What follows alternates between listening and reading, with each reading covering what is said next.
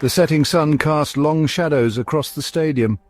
Liverpool fans, a sea of red and white, roared their team on. Hope hung heavy in the air. This was it, a chance to avenge the ghosts of 2005, to once again be crowned champions of Europe.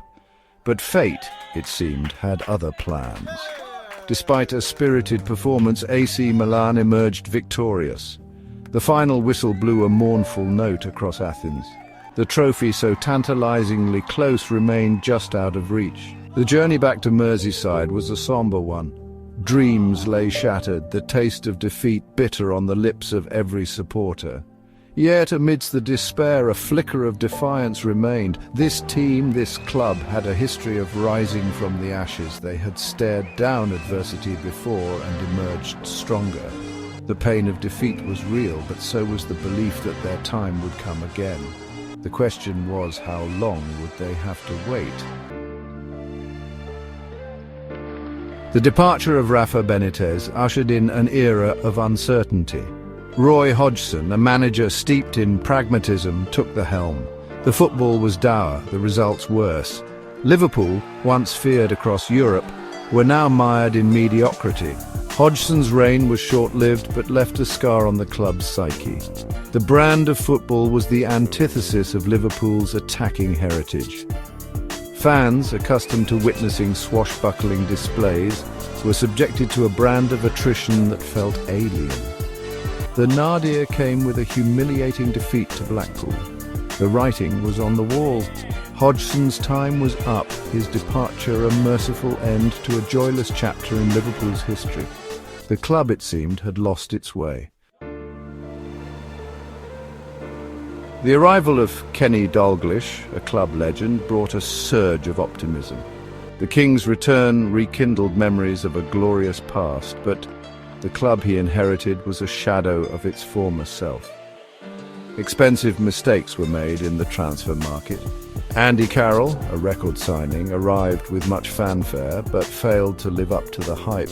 Joe Cole, another high-profile acquisition, flattered to deceive. The squad was unbalanced, lacking the quality and depth to compete at the highest level.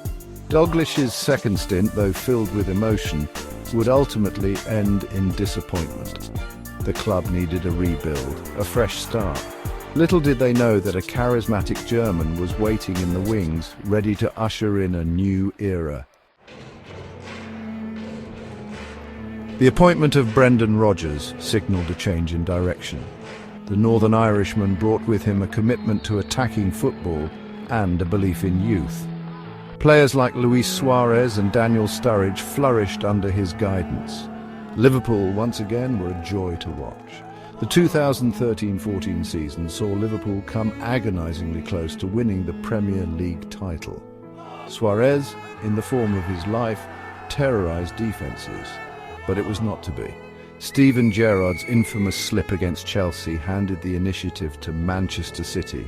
The title dream lay in tatters. It was a cruel blow, one from which the team struggled to recover. Suarez departed for Barcelona, leaving a void that proved impossible to fill.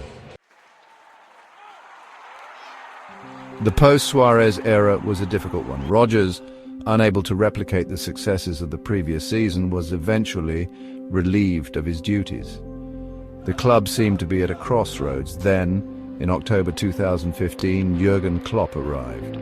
Klopp, with his infectious enthusiasm and tactical nous, breathed new life into Anfield. He spoke of heavy metal football and promised to turn doubters into believers. It was a message that resonated with the fans, starved of success for too long. The rebuild was not without its challenges. Defeats in the League Cup and Europa League finals highlighted the work that still needed to be done. But Klopp, undeterred, continued to shape the team in his image.